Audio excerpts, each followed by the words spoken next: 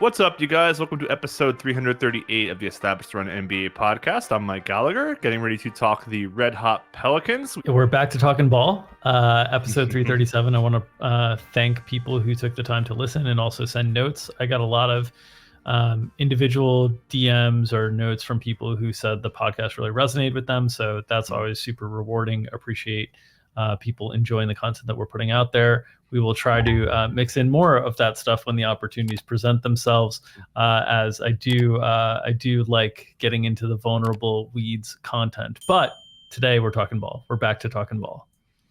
For sure. Yeah, it was good podcast. I've been way better with dieting and stuff again, so feeling pretty good.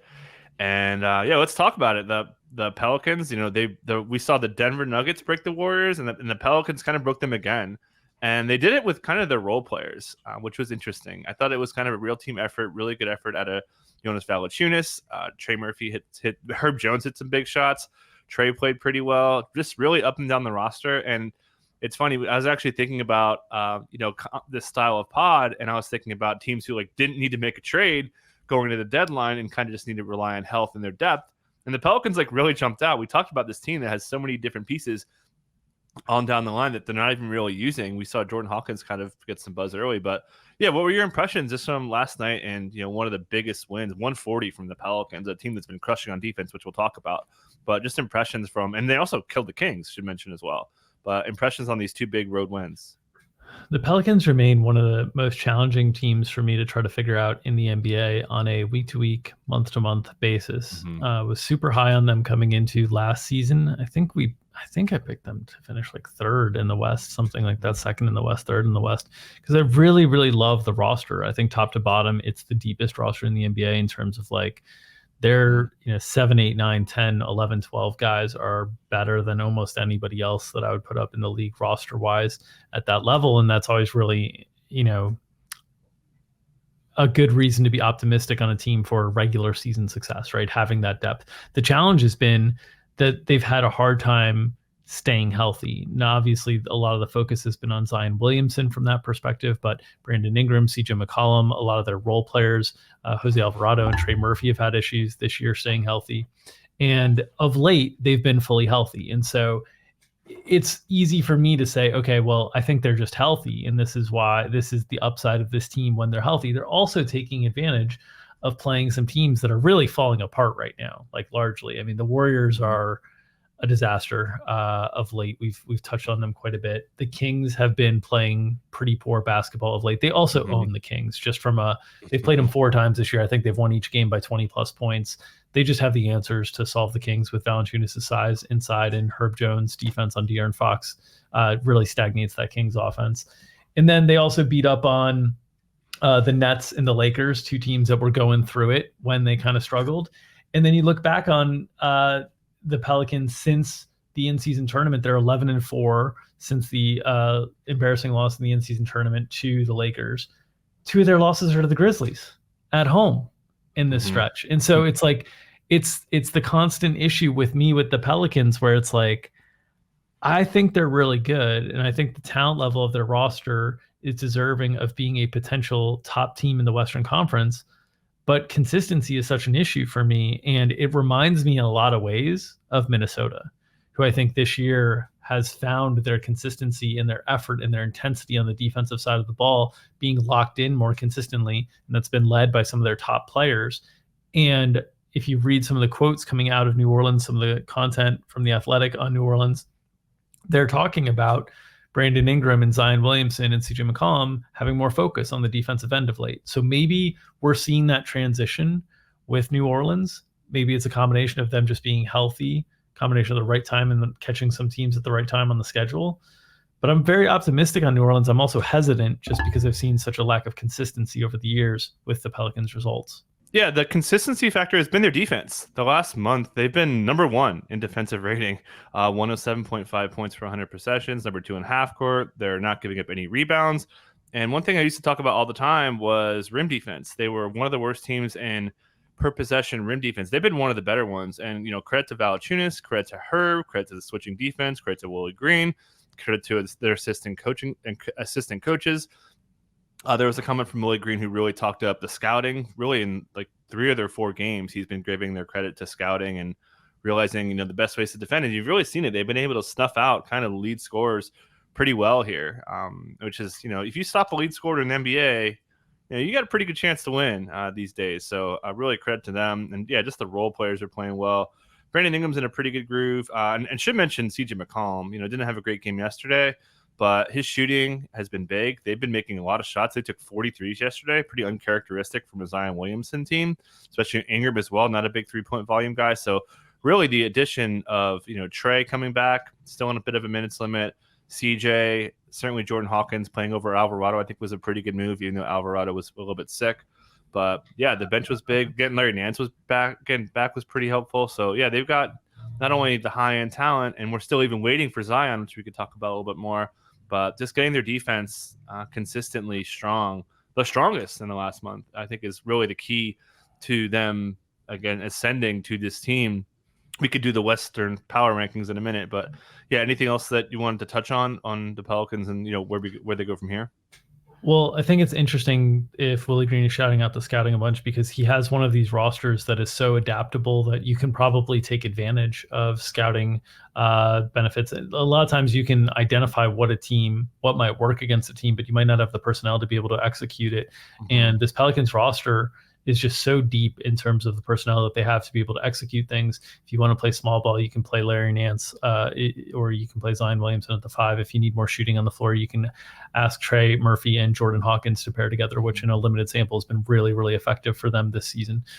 You could, if you need more kind of on-ball pressure and defense, you can pair Herb Jones and Jose Alvarado together and really harass ball handlers. And there's just so many different ways that this team can play, and the foundation of it all kind of revolves around an offense that can be, heliocentric with Brandon Ingram or Zion Williamson or CJ McCollum kind of at the point, and then have the off-ball shooting from CJ McCollum or Brandon Ingram in the alternative scenarios there.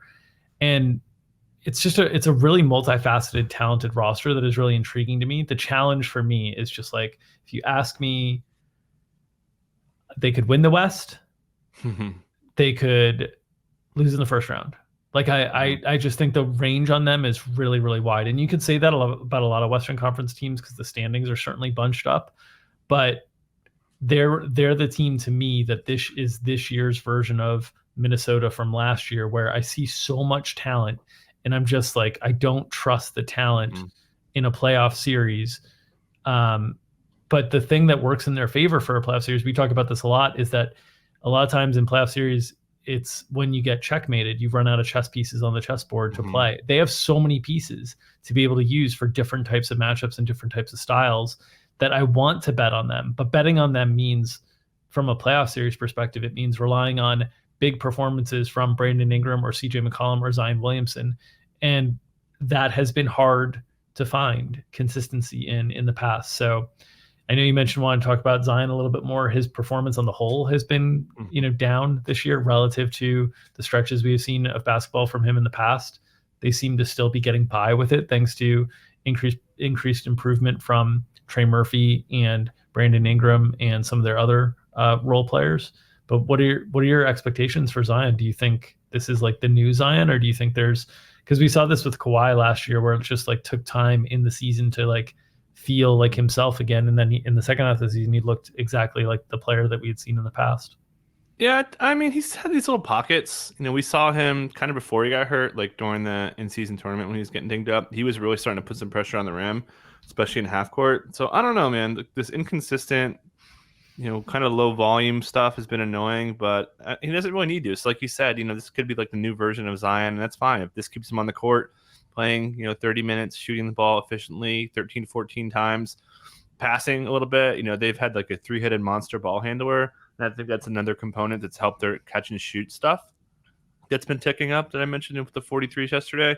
So yeah, I think this is, he's kind of evolved. I think to him not being, an upper 20 scorer is fine. They've got enough scoring. So yeah, just keep playing. Just and Willie Green talks about this a lot. Their identity is defense. And Zion, I think, has been fine. Like there's been a lot of times where he like leaves his shooters all the time, and that like really hurt them from 3-point defense perspective. So I think he's been, more role playery than we're used to, right? He's been looked up, close to the face of the franchise, and he's kind of not. The face of the franchise has been like almost like kind of Herb Jones, just with their defensive impact. That's kind of the story, and good defenses usually are the ones that get there. The Nuggets, they play great defense down the stretch. Everyone wants to bash them, and they were good clutch defense. But I think they're positioned well. And yeah, even just one more defensive stat, they're number one in pick and roll handler plus passes points allowed. Some teams some teams are like kind of one way where like they have great pick and roll handling shooting stats, but then their passing stuff like really deflates. Like the Bulls are a good answer to that. But the Pelicans are great both. It's just a testament to their strong defense. And I was thinking about Herb yesterday, and I remember the rookie season or rookie summer camp, training camp, and Willie Green was asked like, "Hey, how would you summarize, what you learned about training camp?" And he's like, 2 words: Herb Jones. And I've kind of always been drawn to Herb for there. But yeah, I think Zion, to go back to him, has been pretty good. I think just again, if he just stays healthy, if we get this version of Zion, he stays healthy, and Ingram stays healthy, they're legit. So yeah, I guess let's talk. And I was talking to Sam about this the other day. We were talking about Western Conference teams that you feel really good about avoiding the play-in. It's a pretty short list. Denver for sure, Minnesota for sure, OKC for sure. And then we were like, oh, are the Pelicans going to be healthy enough? Is that kind of where you are with where the Pelicans fit as far as avoiding the play-in goes? Yeah, I would include the Clippers at this point. Clippers too. Excuse me, I forgot them. Yeah, I would include the Clippers in this group, which we could probably circle back on the Clippers at some point soon and give dedicated space to them as well, because I said that I needed like 2 more weeks or another month of the Clippers, and I think we've gotten that 2 more weeks or another month of the Clippers playing at the level that they've played at. But in terms of the Pelicans, I think the health, I'm hesitant to buy into it.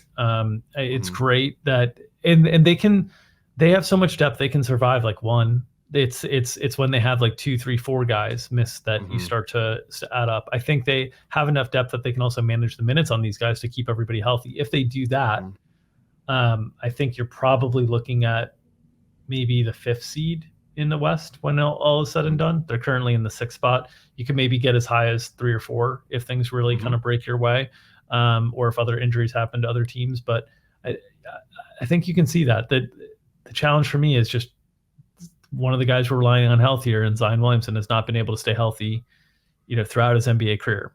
Now I think they can afford to miss some time from Zion and still be good enough, because they can be good enough defensively, and they can kind of make up for Zion's efficiency from twos by just getting more 3-point shooting on the floor naturally. But ultimately, against the really good defensive teams, Zion provides an antidote to those defenses by being able to get to the line and get to the rim in a way that we've seen in like the games against Minnesota that I don't think without him, I think they struggle against the really, really good defenses because they get too reliant on 3-point shooting variants.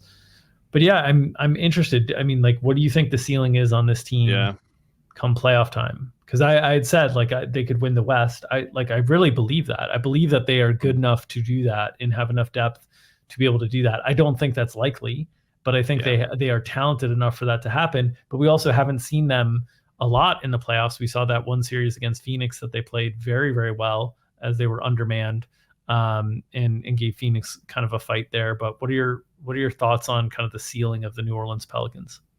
Yeah, it feels like second round to me.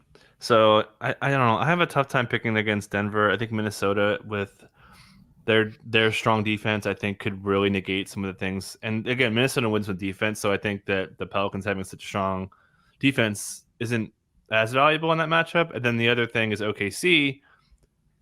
Nobody kills Herb like SGA does. Every time they play, I have all these stats about how SGA has killed Herb. So I think like a second round exit would be fair expectations. But they're playing great, so maybe they keep this going. I won't be shocked if they make it out of the West. They're playing really well. They've got enough depth where if things go really, really well, maybe they get up there to get to 1-2. They're not that far out. So yeah, I think if you made me pick where they end, I would say second round exit. But it's pretty close, and maybe even first round. But that's kind of where I'm at. Like, if maybe pick, because I think I'm kind of buying. Like, even saying second, even getting through the first round is in the West. It's not easy. So in the West, it's tough. I mean, we're talking about most likely having to win a playoff series against Minnesota, Oklahoma City, Denver, or the Clippers, if those two teams are able to hold the top 4 spots and doing so on the road. So like that's a big accomplishment if they were able to do so anyway.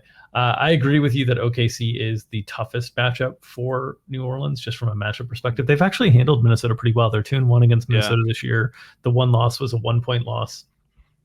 Zion's done really well against the Minnesota front court. And so I think they match up fairly well there. You know, any team that has one primary backcourt scoring option that you have to shut down, and then if you shut them down, like, you're in decent shape. I think New Orleans matches up pretty well with because of Herb. And so I think Joe Val is good against kind of big, bulky centers who aren't going to test his range and, you know, aren't going to make him move around out of the paint a lot. So against like Sabonis, against Gobert, he's pretty good there. Against Jokic, a little bit tougher. Against Chet Holmgren, a little bit tougher. Those are tougher matchups for Joe Val. And Joe Val is important to be able to stay on the floor for them because of the rebounding. When he's on the floor, they're a very, very good rebounding team, both defensive rebounding and offensive rebounding. When he's off the floor, they can get into situations where they're more of a good but not great rebounding team, and that kind of changes the mechanics of the possession game for them. But yeah, I think at this point, I would not have the stones to pick them above any of those 4 teams in a playoff series right now. If they were to get into a playoff series against any one of those top 4 teams and upset them, I would not be shocked. I would not be super surprised. But I don't think that I'd pick them there. I would absolutely pick them over the Kings if they were playing I just think they absolutely have the Kings number. Yeah. So that's one where if the positioning slides, where like the Kings slide down a little bit further, the Pelicans slide up a little bit further, or vice versa, that's the matchup that I'd be most confident in them being able to win a first round playoff series against. But I'd feel pretty good against them. I'd feel pretty good for them against Dallas. Feel pretty good for them against Phoenix right now.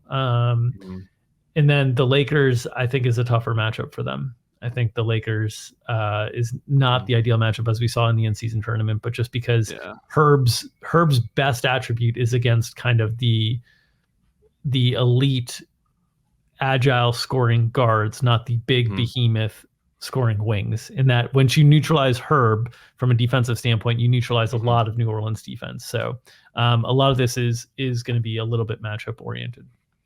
Yeah, and just to the board stat, one last stat. In this month stretch I've talked about, they lead the league in putback points allowed per miss, meaning they're not allowing any offensive rebounding right now. They've been on fire there. So yeah, credit that Joe Val's playing great, man. Like, we love to wait for Joe Val to go away. The trade rumors pop up. You trade him for Jarrett Allen, blah blah blah blah blah.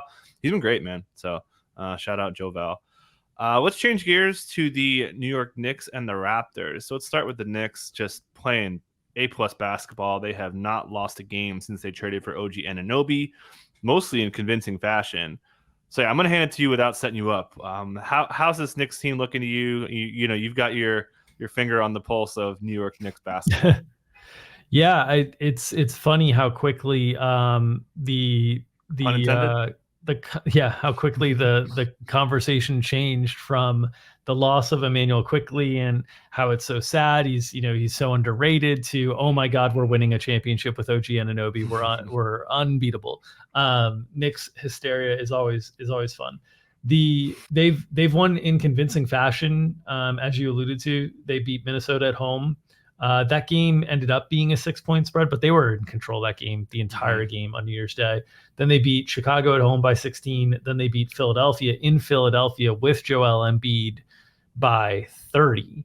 Then they beat Washington in Washington on the second night of a back-to-back by 16. Then they beat Portland at home by another 28. So the point differential is just off the charts for the Knicks since this trade. Some of it influenced by a little bit of a softer schedule, certainly getting Washington and Portland in the mix. But Minnesota, Chicago, and Philadelphia, especially at Philadelphia with Embiid, are no small tasks. And it's really interesting to me with the Knicks. It's a little bit of remnants of some of the Tom Thibodeau teams that you've seen in the past with like the Bulls, with the Derrick Rose Bulls, where from a regular season perspective, the offense gets so concentrated around, in this case, Jalen Brunson and Julius Randle, that you are maximizing so many of your possessions in the regular season with your best scoring options. And then you're playing all your guys a bunch, and then you have a really good defense around it. And all of a sudden you are just destroying teams in the regular season. The challenge is in the postseason, everybody else starts doing that same thing that you're doing, and the margins get thinner, right? Because in the regular season, most teams are still running kind of more diversified offensive sets. They're not really extending rotations to get guys into the upper 30s and low 40s. And Tom Thibodeau teams are like feasting off of these like small inefficiencies, if you want to label them that, from a regular season perspective. But then it kind of catches up a little bit in the postseason. That would still be my concern from the Knicks' vantage point. But Julius Randle's been exceptional, really since a really slow start to the season.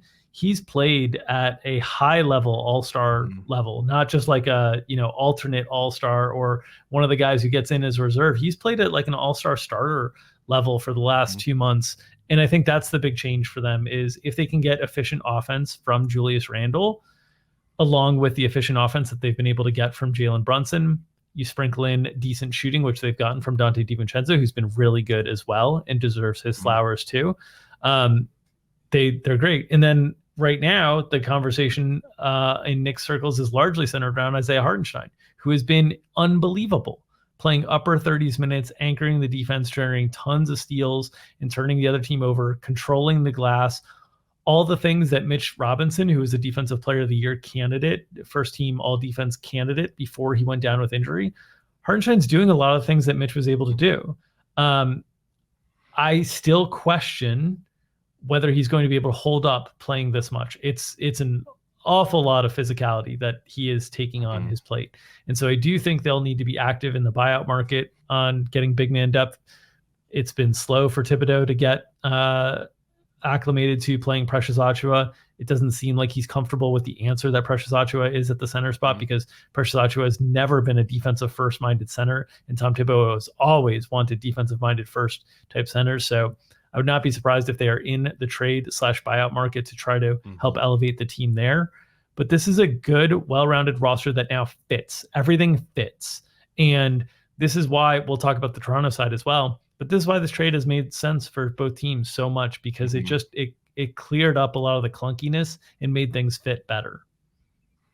Yeah, just to look at some lineup stuff. So they've played 84 minutes with that lineup, the new starting lineup they rank 5th, which is pretty good. New lineups sometimes take adjustment period. Sure, soft schedule definitely helped the Blazers game specifically, but yeah, it fits. We've always been waiting for like a really reliable wing defender on this team, because the Knicks haven't really had that. And OG, despite how we talked about him slipping a little bit, he's been pretty good. Like some scorers have had decent games and had an okay game. Which is, it's just tough to really lock down defenders in this day and age. So, but yeah, I'm buying it. I don't want to go to the rankings game yet. So one thing we talked about was like, backup center, backup point guard. Do they need a backup point guard, or do they just need to cross their fingers that Jalen Brunson stays healthy?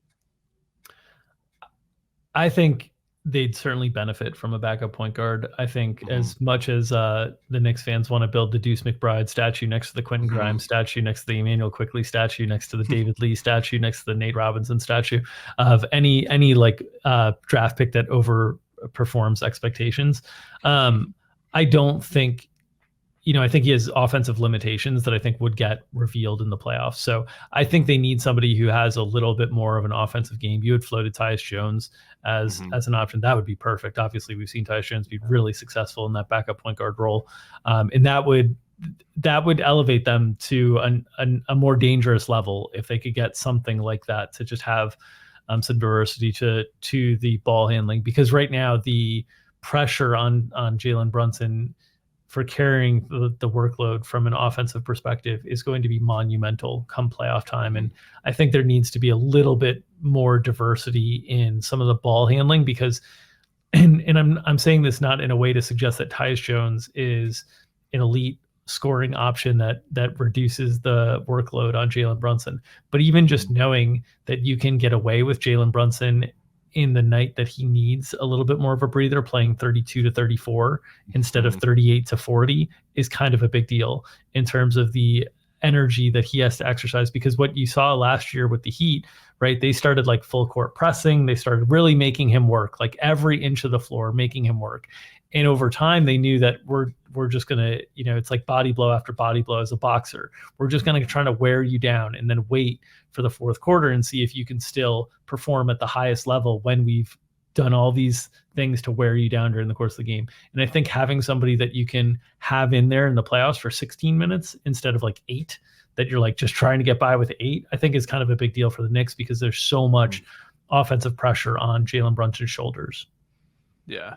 And just with the workload, so among total minutes for the NBA, he's at 37 games, 317 minutes. There's only one player in the NBA who has as many games and more minutes. That's DeMar DeRozan, believe it or not. Number 1 in the NBA is Kobe White, who's played 39 games. My guy, Kobe White, leading the NBA minutes right now, and Julius Randle right behind Brunson. Just a couple minutes behind him. So that's a problem. I think they need to do something. Certainly, Malcolm Brogdon's name could come up. We'll see if they're interested in that. That's another great name to float in. It's actually it's unusual, because we talk about how the point guard position is one that is generally difficult to address at the trade deadline, because it's such an important position in the NBA now that it's like, if you have a good point guard, you probably aren't going and trying to acquire anybody else. Yep. And if you don't have a point guard, you're probably not good enough to go out at the trade deadline and kind of acquire things. This is kind of a rare situation, and that creates an opportunity where there's not a lot of buyers in that market for that type of player. Now, there might be more for Malcolm Brogdon because he can be like a combo guard, and he's shown kind of the level of play in the playoffs to succeed. But I think it's actually a pretty good market for the Knicks to poke around and buy in here potentially to fill this need. And then backup big is something that is much easier to fulfill. There's a lot of bigs that get bought out during the course of the year. We've talked about the supply-demand characteristics of the center position in the NBA being akin to the running back position in the NFL, just in the case that there's a few guys that matter a lot, and then there's a lot of guys who are available, and you can get sort of replacement level production from them. So I think the Knicks can find a defensive-oriented center in the back as a backup in the buy-in market or some buyout market or something like that, where they can get 16 to 18 minutes a night and get Hartenstein back down to like 30 to 32 a night. I think that would be much more comfortable. Hartenstein at 30 to 32, Hartenstein at 35 to 37, I think is going to wear down, and you need to be careful with that. Yeah. Another name would be Monte Morris. He's hurt right now, but it's a great name forever. Too. Yeah. But like, just say, hey, don't screw this up. And that was, that's kind of his calling card. The count of assist TO is always out there. So those are kind of 3 names I thought about. And then, as you mentioned, all right. And then we should mention, Mitch Robinson not out for the year. So, maybe he can come back for the playoffs after the Woj report yesterday. So, I think just, we see like the Warriors on the other hand, like they got a major change their roster. Right. The Knicks just need like a little bit here and there. I think they've got like enough to just cover themselves, because you don't want to run Brunson and Randle into the ground. We saw what happened with Embiid over the years, just play him all the time. Yep. And then just doesn't have in the playoffs. So I think that's the biggest concern. Anything else you want to let's play the Eastern Conference game. Where do they come down for you? So I think clearly behind Boston, clearly behind Milwaukee. I think those teams are the class of the Eastern Conference. I think at this point, Boston is the class of the Eastern Conference from a regular season perspective. Obviously, they've had their issues come playoff time in terms of certain teams kind of having their numbers, teams that can force a lot of turnovers. That is something that the Knicks will be better able to do with OG Anunoby, and they've done really well with Hartenstein. Hartenstein's been a steals machine of late. I think they're in a range that they are more competitive with that group now than they were before. But if you look back to what we were grading the Knicks against last year, right? It was Cleveland. We spent the whole year kind of grading them against Cleveland. They get into the first round of the playoffs. They handle Cleveland kind of with ease because of their physicality, right? I think they're in even better shape to handle Cleveland than they were last year. Obviously, Cleveland has been a different team this year due to injuries, but looking at Cleveland as a fully healthy team, I think the Knicks are even better shape to handle Cleveland than before. Miami, the team that knocked them out last year, I think the Knicks are in much, much better shape to handle Miami. Now, I would like to address the backup point guard situation before going into a series with Spoelstra, because I know he's going to work Jalen Brunson over with jabs and jabs and jabs and try to make him work. And that's the one thing that I'm concerned about, is just Spo in a playoff series is so incredibly good. But I would feel comfortable with them as the head of the class after Boston, Milwaukee, Philly. And I think the gap between them and Philly is narrow. I think it's narrowed a lot with this acquisition, and obviously with Joel's health concerns of late. I think that one is now tighter. So when we drew a line in the sand after the top three in the East, I think that line is getting a little shaded out now, and maybe including the New York Knicks. They've been that good. Yeah, pretty much agree. I would say they're closer to Philly than anyone is to them. Yes. Would you agree with that? Yeah. Yes. So that's kind of where we're at there. So let's go to the Raptors. A couple tough losses, but they housed the Warriors, playing this really tough West Coast trip. Quickly's been really impactful. Their offense has been a little bit more dynamic, and we've seen they haven't really missed OG. And should mention RJ Barrett has been great. His second side offense, they've been running this like almost weak side, like he kind of like Emmanuel Quickly or Scotty or Pascal, like really draw the defense like left or right, usually left. And then RJ is just chilling there and gets one-on-one, either can hit a shot or drives to the basket. He's been great. So, yeah, early returns on the Raptors side, looking pretty good. So, looking like a win-win. But what do you think about the Raptors right now? So, I think they're in a little bit of a dangerous stage. So, I think... Actually, let me set you up one more thing I forgot to set you up for. Jake Fisher just tweeted like 2 minutes while we're recording. He said a Pascal Siakam trade will be complicated, a Zach LaVine. So, they're kind of like... kind of poo-pooing because everyone thinks Pascal's going to get traded. So just want to set you up with the news note. But go ahead. That's where I'm going. So I think this is a little bit of a dangerous situation for them because on the one hand, the pieces fit way better. And they needed competent point guard play just generally. And Emmanuel Quickly has provided that immediately and provides the shooting that you need kind of next to Scotty Barnes, makes it so that you don't have to rely on Dennis Schroeder or Gary Trent so heavily, right?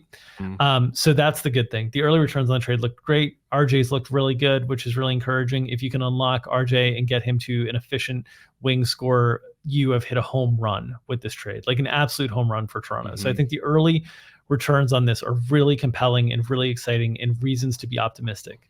That being said, they are 15-23. They just lost Jakob Poeltl for a decent period of time. They do not have a lot of big man depth on this roster.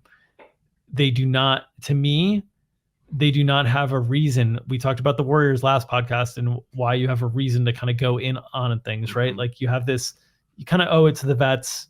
You have this aging roster situation. It's not what I'd normally suggest if I was in that situation, but in their unique situation, I'd suggest kind of pushing the chips in the middle. The Raptors are the opposite end of the spectrum to me. This is a team that all their best players now are younger players. And you've got this Pascal Siakam piece that could potentially help you get more assets in the door to plan for the future. I don't think the Raptors timeline is in the next 2 years. I think it's 3+ years out from now that's their timeline. And so I think they should be prioritizing assets for 3+ years out from now. Now, there's been reporting from the beginning of this summer with Pascal Siakam that he is interested in re-signing in Toronto. And that could potentially limit trade options for Siakam.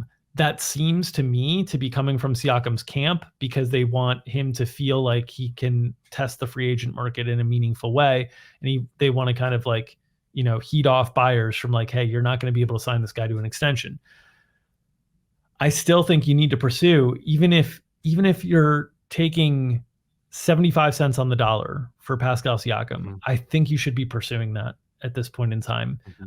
They need additional draft capital. They gave up a first-round pick for Jakob Poeltl last year. I don't think Jakob Poeltl is necessarily going to be a long-term stalwart solution at the center spot. I think he's fine, but I don't think he's like the reason you're building out things around him. And so I think they are in a position, and the schedule, it remains tough. Now they get some home games. They go at Utah next. Utah's been playing great basketball of late. Then they get Boston at home, Miami at home, Chicago at home, at the Knicks.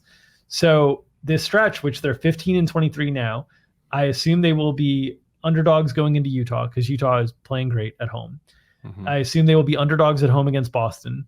I assume they will maybe be favorites, small ones, against Miami or Chicago at home, maybe small ones. So you'd be talking about coin flip games. So we're talking about expectation and then underdogs at New York. Expectations of this next 5-game stretch is maybe 1.5 wins, right? Like 1.5, 2 wins in that stretch. So now we're talking about they're 16 or 17 and 26 or 27 at the after that stretch. You're scraping by to maybe get into the play-in spot. So I think they're in this dangerous position where they're getting enough positive feedback from the way that RJ Barrett and Emmanuel Quickley are playing and fitting that they might be encouraged to try to wait things out. But I think they're so far behind the eight ball from a schedule perspective, and they do not have Pascal Siakam long-term committed right now, that they should be looking at this as an opportunity to consider moving off of Pascal Siakam, Dennis Schroeder, Gary Trent Jr., these pieces that could potentially bring them something, because I do not think this year or next year is the timeline for Toronto. Yeah, and just reading through the report that I mentioned, it sounds like the rival executives are saying that Raptors are kind of like making it harder to trade. They got time though, a little less than a month, so I think that'll certainly change. But yeah, did you want to hop in there?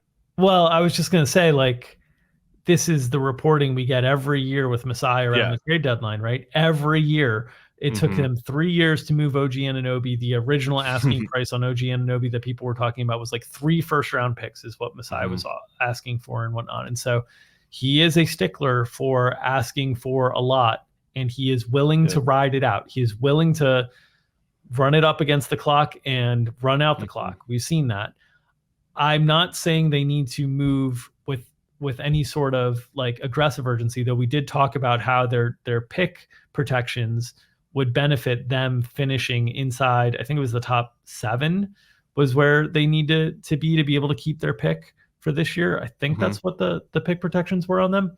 And so they should be motivated to lose some games to try to finish inside that top 7. But I think Masai is going to take his time. He's going to ask for a lot. I don't know if a deal will get here. They're certainly signaling via the media that, hey, we're not feeling pressured to move. Like, you're going to have to bring to us a pretty good offer here. That all worries me. It all just worries me because the thing you don't want to have happen, you don't want to have this season run out. You lose the ability to add assets. Pascal walks.